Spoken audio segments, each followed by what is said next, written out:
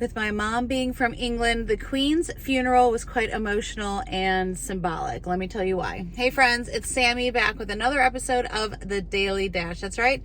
It's everything you need to know from around the world and in my life, straight from my car dashboard to yours. Today is Wednesday, September 21st, 2022. Let me tell you what you need to know so you're in the know wherever you are, whatever you are doing. Aaron Judge hit his 60th home run in a season. So I think he tied Babe Ruth and is on his way to overtaking Roger Maris's record. Roger Federer announced his retirement a couple days ago. If you didn't hear, I know it's been a while. I just had to share that. Hurricane Fiona, I believe, it just terrorized Puerto Rico and is now still making its way through the Caribbean. So just praying for everyone affected by that. It's also, I think it's technically the first day of fall, although it's literally 100 degrees here in Nashville. So we are ready for some fall weather. If you missed any of that, you can find it below. You can find me at the Sammy Cone on Twitter and Instagram, sammycone.com, and on YouTube. I'm sorry, gosh, there's been a lot going on. I've been procrastinating on some things. I was just dealing with some hard emotional things over the weekend. I have been doing a lot of cooking and baking, trying a lot of new recipes. And if you know me, it just takes me a long time. When I get in the kitchen, it takes me a long time.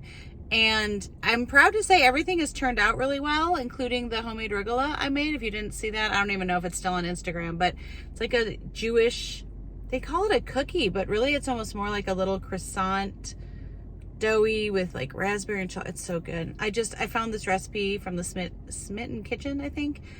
And I've been nostalgic. And I think, so my mom's from England, as I said.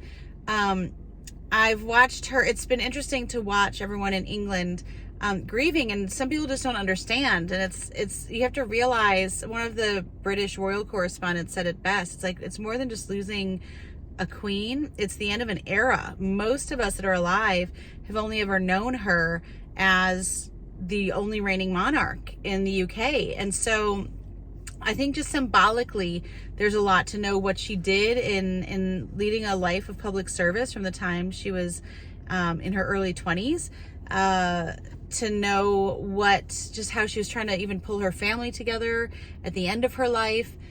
There's just so much that I feel like we can learn. And so just, again, with my mother's tie to the country, there's sadness for her. There's that remembrance and that reminding of ourselves that we can't take one day for granted, that we need to love those that we love and let them know we love them, as I tell you every day at the end of this.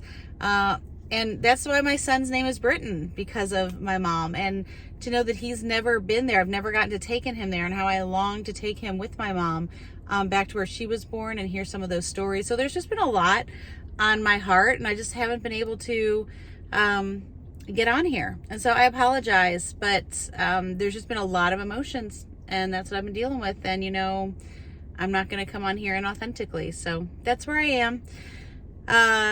Yeah, I just want to pray a sense of peace today, wherever you are. I would just pray that peace would wash over you, even in the midst of going through hard things, that the Lord would send his angels to touch you with just a tangible sense of peace, even right in this moment right now. Okay, friends, I pray you have a great day. Make sure you make it great, and do not wait to tell someone you love how you feel about them. Bye, friends.